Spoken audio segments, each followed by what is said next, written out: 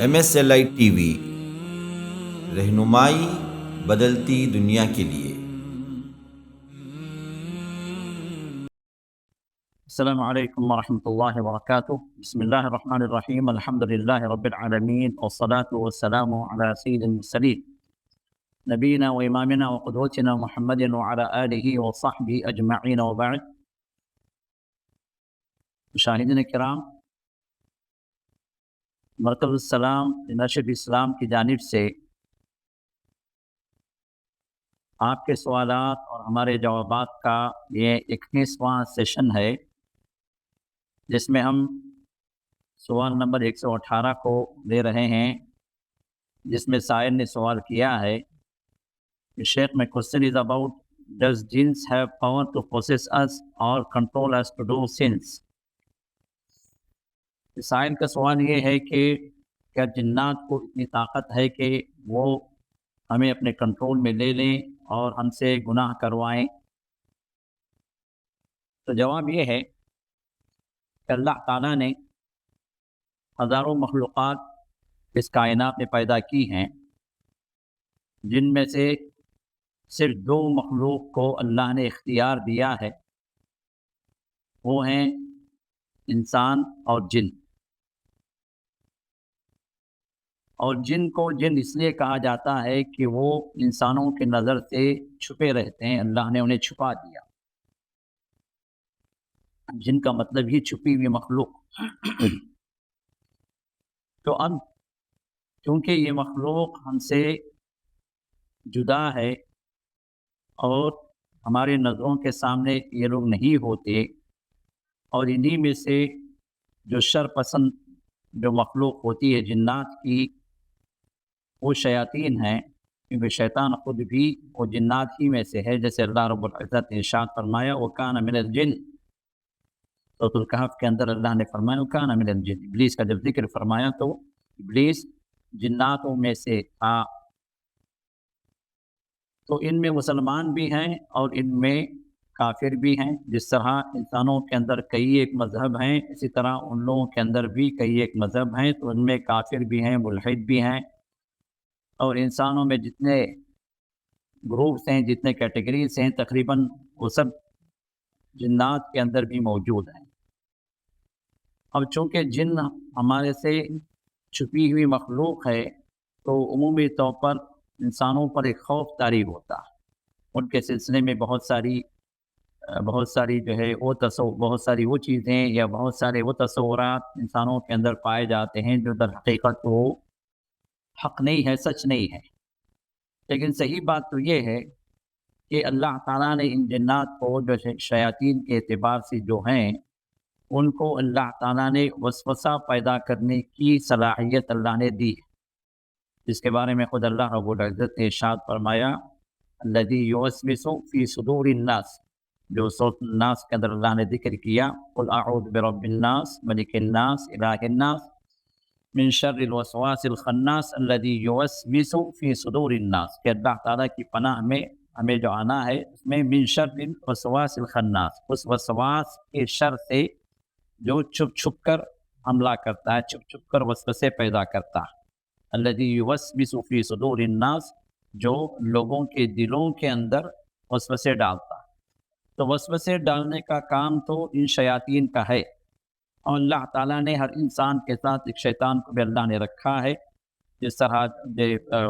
بعض آیات میں قرین کے لفظ سے اس کو ذکر کیا گیا، بئس القرین، کہ کیا ہی برا قرین ہے، کیا ہی برا ساتھی ہے، جو ایک انسان کے ساتھ جو رہ کر اس گناہوں کی طرف وہ بھاگتا ہے۔ تو وسوسے پیدا کرنا اور وہ بھاگنا برائی کی طرف، یہی ان کا کام ہے۔ یہ جو ہے کسی کو پکڑ کے گناہ نہیں کروا سکتے، اور یہی وہ چیز ہے جو قیامت کے دن جب جہنمیوں کا ذکر اللہ فرماتے ہیں سورۃ الرعد کے اندر، تو جب جہنمی جہنم میں جلیں گے اور وہاں پر شیطان بھی ہوگا، تو شیطان کو لوگ جو ہے ملامت کریں گے، اس کو کوسیں گے، اس کو برا بھلا کہیں گے، تو اللہ فرماتے ہیں وقال الشیطان لما قضی الامر ان اللہ وعدکم وعد الحق ووعدتکم فاخلفتکم وما كان لي علیکم من سلطان، کہ اللہ تعالیٰ فرماتے ہیں کہ شیطان کہے گا کہ اللہ تعالیٰ نے جو وعدہ کیا تم سے وہ وعدہ حق کا تھا، اور میں نے بھی تم سے کچھ وعدے کیے، وہ وعدے جھوٹے تھے۔ وما كان لي عليكم من سلطان الا ان دعوتكم، اور میرا کوئی تسلط تم پر نہیں تھا، میرا کوئی پاور تم پر نہیں تھا، میں صرف تم کو بلایا برائی کی طرف، تم چلے آئے۔ ہم تو صرف جو ہے تمہیں دعوت دی بھائی، تم کو پکڑ کے نہیں لائے۔ ہم صرف مزین کیے، دیکھو کتنے خوبصورت جگہ ہے، کتنا خوبصورت جو ہے ڈانس ہے، کتنا خوبصورت کلب ہے، کتنی خوبصورت لڑکیاں ہیں، کتنی خوبصورت آواز ہے میوزک کی، صرف ہم جو مزین کیے، ہم تم کو جو ہے اس طرف جب بلائے، ادھر آؤ، ادھر تمہارے مزے کی چیزیں ہیں، تم چلے آئے۔ ہمارا تو کوئی داؤ نہیں تھا تم پر، کوئی تسلط نہیں تھا، کوئی پاور نہیں تھا۔ تو صاف صاف وہاں پر انکار کرے گا شیطان کہ ہمارا کوئی پاور تم پر نہیں تھا، اور پھر وہ شیطان کہے گا فلا تلونی ولو انفسکم، اب تم جو ہے ہمیں ملامت نہ کرو، تم اپنے آپ کو ملامت کرو، تم خود چلے آئے، ہمارا کوئی تم پر جو ہے پاور نہیں تھا کہ ہم تم کھینچ کے گھسیٹ کے ہاتھ پیر باندھ کے تم کو ہم برائی کی طرف لائیں، ایسی کوئی چیز نہیں تھی۔ تو در حقیقت بس یہ وہ چیز ہے جو شیاطین کو اللہ تعالیٰ نے عطا کیا ہے انسانوں کے آزمائش کے لیے، اور دوسری طرف اللہ تعالیٰ نے ہمیں نیکی کی طرف بلانے کے لیے اللہ نے ہمارے نفس کو زندہ رکھا ہے، جس کو ضمیر کہا، ضمیر لوامہ، جو نفس اللوامہ ہے، اسی طرح نفس مطمئنہ ہے۔ تو یہ وہ نفوس ہے جو نیکی کی طرف راغب ہوتے ہیں۔ اسی طرح اللہ تعالیٰ نے ہر فرشتے کو بھی ہمارے ساتھ رکھا ہے، جو فرشتہ ہمیں نیکی کی طرف رغبت دیتا ہے اور جو ہے نیکی کی طرف بلاتا ہے۔ ہر دن جو ہے اللہ فرشتوں کو اتارتے ہیں جو ندا دیتے ہیں، یا باغی الخیر اقبل یا باغی الشر اقصر۔ اسی طرح جو ہے خرچ کرنے کے لیے بھی اللہ تعالیٰ جو ہے ندا دیتے ہیں فرشتوں کے ذریعے سے۔ فرشتوں کی فوج ہے جو اللہ تعالیٰ نے ہمارے کاموں کو بنانے کے لیے اور ہماری حفاظت کے لیے اور ہمیں صحیح راہ کی طرف لے جانے کے لیے ان فرشتوں کو بھی اللہ تعالیٰ رکھا ہے۔ تو اب انسان جو ہے یہاں پر اپنے نفس کو اگر شیطان کی طرف مائل کر دے تو پھر وہ نفس امارہ بن جاتا ہے، جو برائی کی طرف جو ہے پھر یہ شیطان اس کو لے جاتا ہے اور انسان برائی میں ڈوب جاتا ہے۔ اور دوسری طرف نفس لوامہ ہے، نفس مطمئنہ، اگر بندہ ان کو اختیار کرتے ہوئے نیکی کی طرف راغب اگر ہو تو پھر فرشتے اس کو ہدایت کے راہ کے لیے طرف لے کے جاتے ہیں، اور ہدایت کے راہ، نیکی کے راہ اس کے لیے آسان ہو جاتی ہے۔ تو اس اعتبار سے شیاطین ہو یا جنات ہو، کسی کو بھی تسلط نہیں ہے کسی انسان پر کہ زبردستی وہ گناہ کروائیں، یا زبردستی جو ہے اس سے کوئی شر پھیلائیں، یا زبردستی جو ہے اس سے ایسے کام کروائیں جو اللہ کو ناراض کرنے والے۔ صرف ایک کانسیپٹ کے اعتبار سے یہ بات ہے کہ شیاطین وسوسے پیدا کرتے ہیں یا غلط چیزوں کو، غلط کاریوں کو مزین کرتے ہیں۔ فَزَيَّنَ لَهُمُ الشَّيْطَانُ أَعْمَالَهُمْ، اللہ فرماتے ہیں کہ ان کے اعمال کو شیطان مزین کر دیتا، ڈیکوریٹ کر دیتا، اچھا بنا دیتا، تو انسان اس کو اچھا سمجھ کے چلنے لگتا ہے۔ بس اتنا ہی ان کا کام ہوتا ہے، اور باقی جو شیطان راستہ دکھا کر ہٹ جاتا ہے، پھر انسان اس راستے کی طرف آگے بڑھ کر پھر اس میں جو ہے گناہوں کی وہ زندگی کے اندر انسان داخل ہو جاتا ہے۔ یہ ایک چیز ہے۔ دوسری چیز یہ ہے کہ جو انسان اللہ تعالیٰ کو چھوڑ کر غفلت کی زندگی گزارے، شیطان کے راہ پر اب چل نکلا بندہ، اب اللہ تعالیٰ سے جو بندہ دور ہو گیا، شرکیات میں ڈوب گیا، اس کے اعمال جو ہے وہ گناہوں کے اعمال ہیں، وہ اللہ سے دور کرنے والے اعمال ہیں، تو ایسے لوگوں پر شیطان تسلط بھی اس پر کر سکتا ہے، جس کو عام طور ہم کہتے ہیں کہ سایہ ہو گیا، یا کہ شیطان پکڑ لیا، شیطان حاوی ہو گیا، یا اس پر جو ہے جن سوار ہو گیا، اس طرح کی جو چیزیں جو لوگ بولتے ہیں، یہ بھی اس کی اپنی جگہ ایک حقیقت ہوتی ہے، جس کو نارملی جو ہے مس کہتے ہیں، اور خود اللہ نے ذکر فرمایا سود کھانے والے کو، اس کا ذکر کرتے ہوئے اللہ نے ارشاد فرمایا کہ یتخبطہ الشیطان من المس، کہ سود خور جو اتنا جو ہے اندھا ہو جاتا ہے اور سود کے نشے میں اتنا ڈوب جاتا ہے، اور سود کے ذریعے سے لوگوں پر ظلم ایسے کرنے لگتا ہے گویا وہ اپنے آپ میں نہیں ہے، گویا شیطان نے اس کو چھو لیا، شیطان نے اس کا مس کر لیا۔ تو شیطان کا مس قرآن سے ثابت ہے، لیکن یہ کن لوگوں کے لیے ہے وہ بھی اللہ تعالیٰ نے بیان فرما دیا سورۃ النحل کے اندر، کہ اللہ نے فرمایا کہ انہ لیس لہ سلطان علی الذین، کہ شیطان کا جو کوئی تسلط نہیں ہو سکتا، شیطان حاوی نہیں ہو سکتا، کسی پر سوار نہیں ہو سکتا، کسی کو اپنے کنٹرول میں نہیں کر سکتا، وہ لوگ جو اللہ پر ایمان لائے، علی الذین آمنوا وعلی ربہم یتوکلون، جو ایمان والے ہیں، جو حقیقی ایمان والے ہیں، جو سچے ارکان ایمان پر ایمان رکھتے ہوئے اپنی زندگی ایمان کے راستے پر جو لوگ لے چلتے ہیں، اور وہ لوگ جو اللہ ہی پر توکل کرتے ہیں، ان پر شیطان کا کوئی تسلط ہو ہی نہیں سکتا۔ اور تسلط کس کا ہو سکتا ہے، شیطان کن پر حاوی ہو سکتا ہے، یہ بھی اللہ نے ذکر کر دیا، انما سلطانہ علی الذین یتولونہ والذین هم به مشرکون، کہ شیطان کا تسلط ان پر ہوگا جو اس کو دوست بنا کے رکھتے ہیں، اور ان پر ہوگا جو مشرک، جو انسان شرکی عقیدے میں ڈوبا ہوا ہو اور جو اللہ سے دور ہو، شیطان کو دوست بنا کر وہ شیطان کو راضی کرنے پر لگا ہوا ہو، وہ اعمال کر رہا ہو جس سے شیطان خوش ہو رہا ہے اور اللہ ناراض ہو رہا ہے، تب یہاں شیطان پوری طرح اس پر حاوی ہو سکتا ہے۔ شیطان پوری طرح، چونکہ اس کا دوست ہے تو دوست جس راہ پر چلتا ہے اسی راہ پر جس کا دوست بھی چل نکلتا ہے، تو اب یہاں پر شیطان کو پوری طرح اس بات کو کا پور ہوتا ہے کہ اس بندے کو جس طرح چاہے لے کر جائیں، جہاں چاہے موڑ لے۔ اب اس میں بسا اوقات ناپاکی کے اوقات ہوتے ہیں، لوگ جو نماز سے دور ہوتے ہیں، اسی طرح ذکر و اذکار سے دور ہوتے ہیں، اور اسی طرح جو حرام کاریوں کے اندر ڈوبے ہوئے رہتے ہیں، تو بسا اوقات شیطان کا تسلط بھی ہوتا ہے، جس کو ہم کہتے ہیں بے جن سوار ہو گیا، کہ جن حاوی ہو گیا۔ بسا اوقات جن حاوی ہو کر بات کرنے لگتا ہے،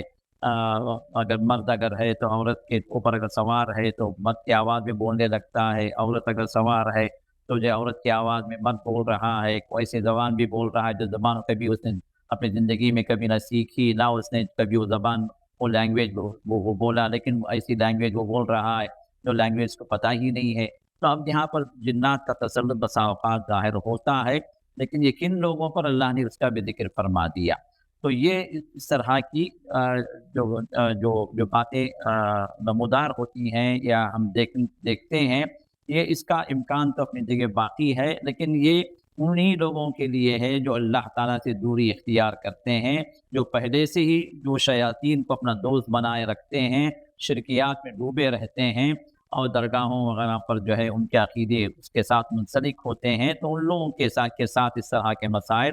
ہو سکتے ہیں جو ہے بسا اوقات دیکھنے میں آتے ہیں۔ ورنہ صحیح بات تو یہ ہے کہ جو بھی انسان اللہ کی طرف آ گیا، کیونکہ شیطان نے خود ہی کہا تھا جب اللہ تعالیٰ نے اس کو رائندہ درگاہ کیا، پھر رحمت سے دور کیا، شیطان کو ملعون قرار دیا، تو اسی وقت جو شیطان نے کہا کہ نولیس علی کہ اس نے خود ہی کہا کہ اے اللہ، جو تیرے بندے ہو جائیں گے میرا ان پر کوئی تسلط نہیں ہو سکتا، میرا ان پر کوئی پاور نہیں ہو سکتا۔ تو جب شیطان نے خود ہی کہہ دیا کہ میرا کوئی پاور ایمان والوں پر نہیں چل سکتا، تو در حقیقت جو ہے یہی حقیقت ہے جو اللہ نے قرآن میں بیان فرمائی، کسی ایمان والے پر شیطان کا کوئی تسلط ہو ہی نہیں سکتا۔ تسلط اگر ہوتا ہے وہ جو ہے تو وہ لوگ جو مشرک ہیں یا شرکی عقیدہ جن کی زندگیوں کے اندر ہے، اور جو وہ اعمال جو کبائر میں ڈوبے ہوئے ہیں بغیر توبے کے، جو سالہ سال اسی کے اندر گزار رہے ہیں، تو پھر ایسے لوگوں پر شیطان کا تسلط ہو سکتا ہے، امکان تو ہے، لیکن جو حقیقت میں ایمان والا ہے اس سے شیطان دور بھاگتا ہے، اور جو بھی اللہ کو راضی کرنے والے اعمال کرنے لگتا ہے انسان، تو شیطان اس سے کئی گنا کئی جو ہے فاصلے سے وہ شیطان دور ہٹ جاتا ہے، جیسے جو ہے اور بھی روایات کے اندر بات آتی ہے۔ اور اس میں خاص طور پر جو اذکار پڑھنے والے، نمازوں کے ساتھ صبح و شام کے جو اذکار پڑھنے والے جو ایمان والے ہیں، ان سے تو شیطان آتا بھی نہیں قریب میں، اور ان سے جو ہے ایسے ایمان والوں سے شیطان ڈرتا بھی، جیسے خدا عمر کے بارے میں اللہ کے ارشاد فرمایا کہ عمر کا مسئلہ ایسا ہے کہ جس راہ سے وہ جس گلی سے وہ گزرے، شیطان اس گلی میں داخل نہیں ہوتا، اس گلی دوسری گلی نکل جاتا۔ تو ایمان جتنا قوی ہو بندے کا، اللہ کی طرف انسان جتنا آ جائے، اللہ کے ساتھ رشتہ جتنا مضبوط انسان کر لے، تو شیطان اس پر تسلط تو کیا، اس کو وسوسے پیدا کرنے تو کیا، اس سے جو ہے کئی گنا کئی ہزار میٹر ہو یا کلومیٹر ہو دور بھاگتا ہے۔ تو عمومی طور بات صرف اتنی ہی ہم کہہ سکتے ہیں کہ وسوسوں کے اعتبار سے یہ وسوسے شیطان پیدا کر سکتا ہے، یہ جنات جو شیطان کے قوم ہیں، تو یہ لوگ جو وسوسے پیدا کر سکتے ہیں، لیکن کسی سے زبردستی گناہ نہیں کروا سکتے۔ لیکن ہر ایمان والے کو اللہ تعالیٰ کی طرف آنا ہے، اور شیاطین کے ان شر سے اللہ کا پناہ مانگنا ہے۔ صبح شام کے اذکار میں بھی ان کے شر سے پناہ مانگنے کا ہمیں جو حکم دیا گیا ہے، تو انشاءاللہ اس کے ذریعے سے ہم ان شیاطین کے شر سے ہمیشہ کے لیے بچ سکتے ہیں۔ اللہ ہم سب کی حفاظت فرمائے، آمین یا رب العالمین۔ اس کے بعد کا سوال ہے سوال نمبر 119، جس میں کسی نے یہ سوال کیا ہے کہ غیر مسلم کے فیسٹیول کی مٹھائی لے سکتے ہیں کیا؟ غیر مسلم کے فیسٹیول پہ جو اوچر ملتا ہے جس سے کچھ آن لائن شاپنگ وغیرہ ہے، تو اس طرح کی شاپنگ ہم کر سکتے ہیں کیا؟ دیکھیے اس میں دو سوال ہیں۔ پہلا سوال تو یہ ہے کہ فیسٹیول کی مٹھائی لے سکتے ہیں کیا؟ مذہبی تہوار کوئی بھی ہو جو شرکیہ تہوار ہو، چاہے کوئی مسلمان کرے یا غیر مسلمان کرے، اگر شرکیہ اگر وہ فیسٹیول ہے تو پھر اس میں شامل ہونا، اس میں کسی بھی اعتبار سے پارٹیسپیشن کرنا یا اس میں مدد کرنا یا اس میں حاضر ہونا یا اس مذہبی تہوار کا کچھ کھانا یا اس میں سے کچھ چیزیں اٹھا کے کسی کو بانٹنا، یہ سب چیزیں ایک ہی کیٹیگری میں آتی ہیں جو جائز نہیں۔ اور اس میں بھی دو باتیں ہیں۔ ایک بات تو یہ ہے کہ اگر وہ پوجا والی بات ہے تو پھر یہ تو جو ہے وہ چیز ہے جو شرک ہے، کیونکہ ہمیں معلوم ہے اللہ کے ساتھ کسی اور کو وہاں ملایا جا رہا ہے، یا اللہ کو چھوڑ کر کسی اور کو پکارا جا رہا ہے، کسی اور کے نیاز دی جا رہی ہے، کسی اور کو خوش کرنے کے لیے وہاں پر جو وہ مٹھائی چڑھائی گئی ہے، کسی بت پر ہو، کسی استھان پر ہو، کسی جھنڈے پر ہو، کسی قبر پر ہو، اگر وہ جو ہے غیر اللہ کی نیاز ہے، اسی طرح وہ غیر قوم جو ہندو اور غیر مسلم لوگ ہیں، ان کے اپنے اپنے جو بت ہیں، ان کے اپنے جو معبود ہیں، ان کے اوپر ان کے خوشنودی کے لیے وہ مٹھائی چڑھائی گئی ہے اور کھانا رکھا گیا ہے، تو یہ تو یہ بالکل کھلا کھلا شرک ہے، یہ شرک اکبر ہے جو کسی بھی اعتبار سے جائز نہیں، نہ اس کو لینا ہے، نہ کھانا ہے، نہ جو ہے اس کے اندر جو شریک ہونا ہے، نہ اس کو جو قبول کرنا ہے اس چیز۔ اور یہی حکم جو ہے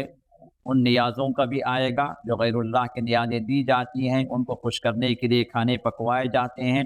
اللہ نے فرمایا کہ جو چار چیزیں حرام ہیں، چار جگہوں پر قرآن کریم کے اندر چار چیزوں پر اللہ نے حرام ٹھہرا دیا،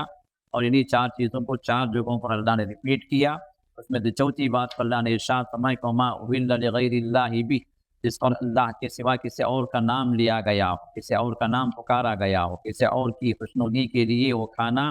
وہ جو ہے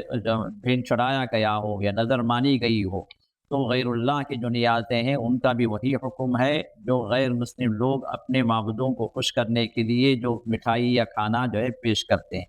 ان دونوں کا حکم ایک ہی ہے، یہ شرک ہے۔ تو اس میں کسی بھی طرح اس کے اندر انوالو ہونا جائز نہیں ہے، نہ لے سکتے ہیں، نہ جو ہے نہ جو ہے اس معاملے میں شریک ہو سکتے ہیں، نہ کر سکتے ہیں، نہ کروا سکتے ہیں، یہ کی حکم۔ دوسری چیز یہ ہے کہ مذہبی تہوار ہے لیکن وہ پوجا پاٹ والا مسئلہ نہیں، وہ صرف دکان سے لے کر ان کے مذہب کی خوشی میں یا ان کی جو ہے ان کے تہوار کی خوشی میں یا ان کی عید کی خوشی میں وہ مٹھائی بانٹی جا رہی ہے۔ جیسے کہ آپ کا کوئی غیر مسلم دوست ہے، وہ دیوالی کی مٹھائی لے کر دکان سے آپ کے گھر دے دیا، یا دکان سے لا کر اپنی کمپنی میں جو لوگوں کو تقسیم کر دیا، تو اب یہ صورتحال جو ہے یہ خود بھی اپنی جگہ جائز نہیں ہے، لیکن اس کا حکم وہ نہیں ہے جو ایک جو ہے ایک معبود پر چڑھائی ہوئی مٹھائی یا اس کی رضامندی کے لیے جو پوجا کی گئی ہے یا نیاز دلائی گئی ہے، اس کا حکم نہیں۔ یہ جو وہ تو شرک اکبر، لیکن یہ بھی جو ہے اس کا بانٹنا یا کہ اس کو لے کر جو ہے ان کی خوشی میں شریک ہونا، یہ خود بھی ایک جائز چیز نہیں ہے۔ وجہ یہ ہے کہ یہ خوشی جو منا رہا ہے وہ کس چیز کی خوشی منا رہا ہے؟ وہ اس باطل مذہب کی خوشی منا رہا ہے، اس باطل جو معبود پر جو ہے اس کے ساتھ جو اس کے جو راہ و رسم ہیں یا اس کی جو ہے جو خوشیاں جو بدی ہوئی ہیں اپنے معبودوں کے ساتھ، اس کی خوشی میں جو مٹھائی بانٹ رہا ہے، اگرچہ کہ جو اس پر پوجا نہیں کی گئی، اگرچہ کہ اس پر جو ہے نیاز والی کوئی فاتحہ نہیں دلائی گئی، لیکن وہ اسی مناسبت سے بانٹ رہا ہے کہ بھائی ان کے نام کی نہیں، لیکن ان کے نیاز کی نہیں، لیکن اس خوشی میں اس چیز کو جو ہے وہ جو ہے لوگوں میں تقسیم اپنی خوشی کو اظہار کرتے ہوئے لوگوں میں اس مٹھائی کو تقسیم کر رہا ہے، تو اس کا بھی لینا حقیقت میں جائز نہیں ہے۔ اس سے بھی انسان اگر زبردستی کسی کو دیا گیا تو وہ لے کر کسی اور کو تقسیم کر دے، کسی اور کو دے دے لیکن خود نہ کھائے، یہی جو ہے حکم ہے اس کا، جو کئی ایک علماء نے اس معاملے میں ذکر کیا۔ اور دوسرا جو سوال ہے، غیر مسلم کے فیسٹیول پر جو ووچر ہم کو ملتا ہے تو اس کا کیا کیا جائے، کہ ہم شاپنگ کر سکتے ہیں یا نہیں کر سکتے ہیں؟ یہ در حقیقت جو ہے یہ فیسٹیولز والا جو مسئلہ ہے، فیسٹیول کے جو آفر جو چلتے ہیں، یہ در حقیقت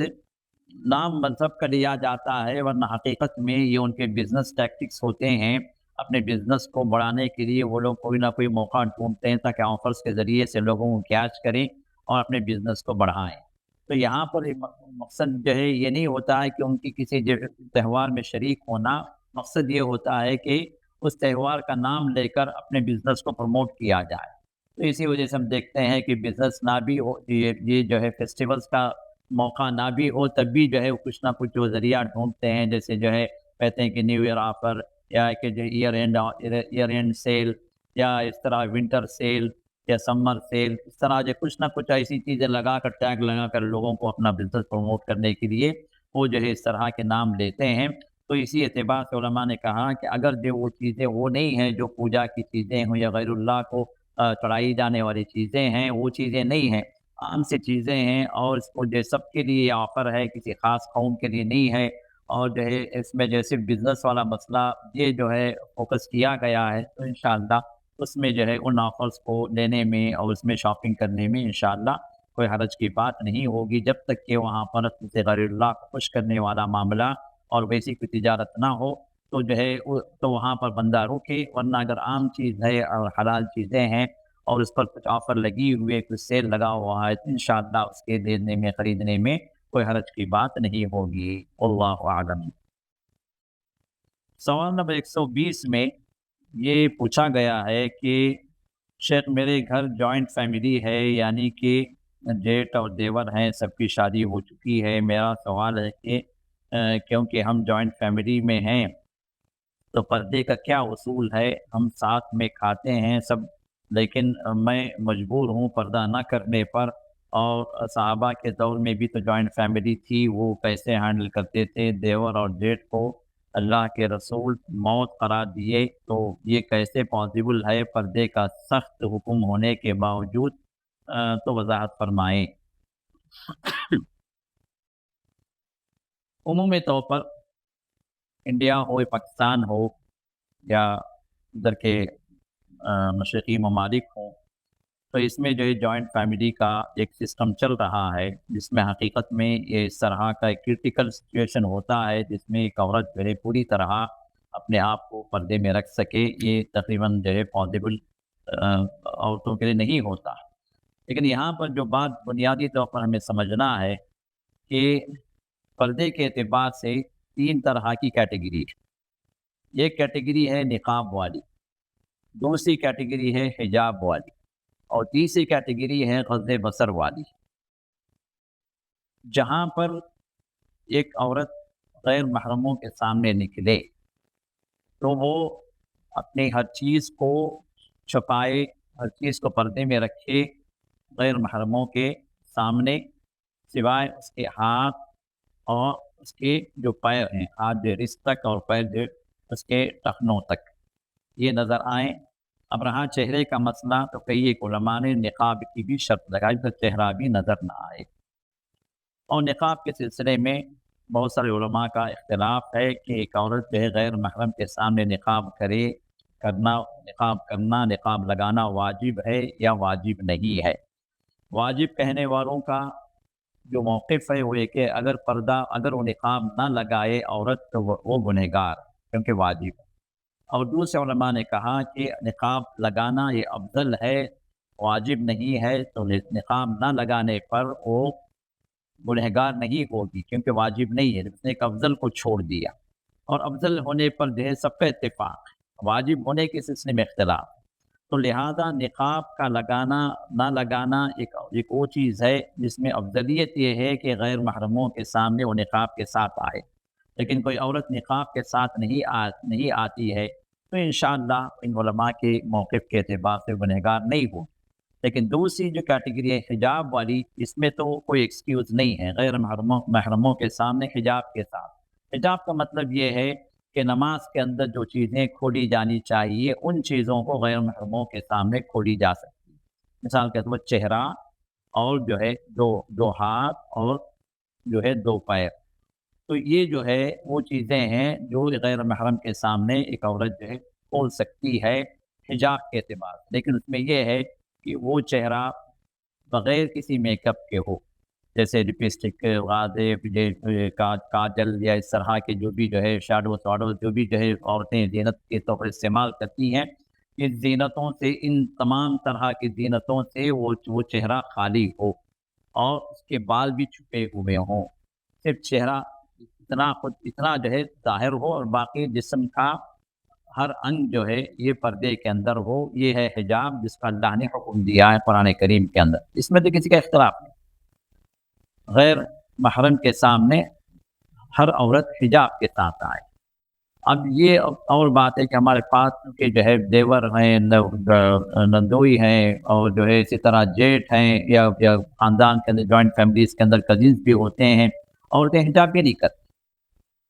جبکہ حجاب کر سکتی ہیں اور صرف چہرہ فقط کھول کر ہاتھ اور پیر جو ہے ان کے کھلے رہتے ہیں، باقی جسم پورا جو ہے ان کا بال سے لے کر پیر تک جو ہے وہ ڈھکا ہوا ہو۔ یہ کام وہ کر سکتی ہیں، بلکہ کرنا چاہیے، لیکن یہ بھی نہیں کر پاتی، یہ بھی کرنے کے لیے تیار نہیں ہو۔ اور کہیں پر سچویشن ایسی ہو کہ جو ہے ایک عورت جو ہے اس کا مرد ظالم ہے، وہ کرنے نہیں دیتا ہے، یا وہاں پر جھگڑے ہوتے ہیں اور اس طرح کی جو اور بھی جو فسادات وہاں پر جنم لیتے ہیں، تو کم سے کم تو جو ہے غض بصر کا جو حجاب ہے وہ تو انسان کرے۔ غض بصر کیا ہے؟ اللہ تعالیٰ نے دونوں کا، جیسے عورتوں کے لیے نہیں ہے، یہ مردوں کے لیے بھی یہ حجاب کیا ہے، عورتوں کے لیے مردوں کے دونوں کے لیے۔ قل للمؤمنین یغضوا من ابصارهم ويحفظوا فروجهم، اور پھر اللہ تعالیٰ نے فرمایا قل للمؤمنات یغضضن من ابصارهن ويحفظن فروجهن، اللہ نے مردوں کو بھی حکم دیا، عورتوں کو بھی حکم دیا الگ الگ کہ وہ اپنی شرمگاہوں کی حفاظت کریں اور اپنی بعض نظروں کو جھکا دیں، نیچی رکھیں۔ تو نظروں کا نیچا رکھنا یہ خود بھی حجاب کی ابتدا ہے اور حجاب میں داخل ہے۔ تو اس میں ہر عورت جو ہے اگر غیر محرم مرد سامنے ہے تو نظروں کو نیچی رکھے، اور اس طرح مرد بھی اگر ایک عورت جو ہے جو اس کے لیے حلال نہیں ہے وہ عورت سامنے ہے تو اپنی نظروں کو نیچی رکھے۔ تو کیونکہ نظروں کی بے باکی ہی پھر آگے جو مسکراہٹوں میں تبدیل کرواتی ہیں، اور پھر مسکراہٹوں سے پھر بات چیت، پھر جو ہنسی مذاق، پھر اس کے بعد پھر اور بھی جو راستے کھلتے جاتے ہیں جو انسان کو زنا کی طرف شیطان جو ہے وہاں پر لے چلتا ہے۔ تو لہٰذا نظروں کا نیچا رکھنا، نظروں کا جو حجاب، یہ تو ہر ایک پر لازم ہے، چاہے مرد ہو چاہے عورت ہو۔ اگر ایک دوسرے کے لیے وہ حلال رشتے میں نہیں ہیں تو پھر جو ہے وہ نظروں کی یہ پابندی، نظروں کا جھکاؤ، یہ سب کے لیے پاک بازی کی علامت ہے، پاک بازی کی طرف لے جانے والی بات ہے۔ تو لہٰذا اگر جو ہے کسی جوائنٹ فیملی کے اندر اس طرح کا مسئلہ ہے جہاں پر نہ نقاب کیا جا سکتا ہے نہ حجاب کیا جا سکتا ہے، تو کم سے کم جو ہے نظروں کا جو حجاب ہے، جو غض بصر ہے، نظروں کو جھکا کے رکھنا، تو یہ چیز جو ہے سب کے لیے مست ہے، چاہے وہ مرد ہو چاہے عورت ہو، اور جو ہے ضرورت پر بات چیت ہو، اور بیٹھ کر جو ہے اگر کھانے کا بھی اگر موقع ہو تو آپ وہاں پر کسی محرم کے شوہر کے ساتھ اس طرف آپ بیٹھیں، ادھر جو ہے دیور کے ساتھ یا اس طرف کے نہ ہو، تو کیونکہ ایسے جوائنٹ فیملیز کے اندر کھلے عام لوگ ایک دوسرے کے ساتھ بیٹھ جاتے ہیں، ایک دوسرے کا مذاق کرتے ہیں، ایک دوسرے کے پاس جو ہے بھکتیاں کستے ہیں، اور ہنسی مذاق کا جو ہے سلسلہ آگے بڑھ کر کسی اور راہ کی طرف مڑ جاتا ہے، کوئی اور رخ اختیار کر لیتا ہے جو آگے جو گناہ کا رخ ہوتا ہے۔ اللہ حفاظت فرمائے، اللہ بچائے۔ تو یہ اللہ نے ایک ہمیں اصول دیا ہے، یہ دو چیزوں کو ہمیشہ ہمارے اور آپ کے ذہن میں رکھنا ہے۔ ایک تو یہ ہے کہ فاتقوا اللہ ما استطعتم، تم اللہ سے ڈرو جتنا کچھ ڈر سکتے ہو، جتنا کچھ تم ڈر سکتے ہو اتنا تم اللہ سے ڈر کر چلو۔ تو یہ جو پہلا اصول اللہ نے ہمیں دیا۔ دوسرا اصول یہ ہے کہ لا یکلف اللہ نفسا الا وسعها، اللہ تعالیٰ ہر ایک کو اتنا ہی ذمہ دار ٹھہراتے ہیں، اتنا ہی اس سے پوچھیں گے جو اس کی طاقت میں تھا۔ اگر طاقت سے بڑھ کر جو کوئی چیز اگر ہو تو اللہ اس کو نہیں پوچھیں گے۔ اب ایک عورت حجاب کر سکتی ہے، ان سے دور رہ سکتی ہے، اس طرح مواقع ہیں، لیکن پھر بھی حجاب نہیں کرتی، ضرور سے پوچھا جائے گا۔ ایک عورت جو ایسی سچویشن میں ہے کہ وہ نقاب کر سکتی ہے، پھر اگر نہیں کرتی ہے تو پھر پوچھا جائے گا۔ اسی طرح ایک عورت جو ہے اپنی نظروں کو نیچے رکھ سکتی ہے، رکھنا چاہیے، لیکن پھر بھی نہیں رکھتی ہے، ہنسی مذاق کر رہی ہے، ان کے ساتھ جو ہے ایسا سلوک کر رہی ہے جیسا وہ اپنے سگے ہوں، اس طرح کا جو ہے وہ معاملہ کر رہی ہے، تو پھر یہاں پر بھی جو ہے اس نے کوتاہی کی ہے اور اس سے پوچھا جائے گا۔ تو لہذا جتنا کچھ جو ہے ہم اللہ سے ڈرنے کا حق ہے، ڈر سکتے ہیں، ہمیں ڈرنا چاہیے، اور جتنا کچھ جو ہے ہم جو ہے شریعت پر عمل کر سکتے ہیں اتنا ہمیں عمل کرنا چاہیے، اور نہ کی صورت میں پھر اللہ کے سامنے ہم جواب دہ ہم ہوں گے، اور اللہ تعالیٰ ہم سے سوال کریں گے، تو اس کو ذہن میں رکھ کر ہم چلیں تو انشاءاللہ جو یہ چیزیں حل ہو جائیں گی۔ واللہ اعلم۔ سبحانك اللهم وبحمدك نشهد ان لا اله الا انت نستغفرك ونتوب اليك۔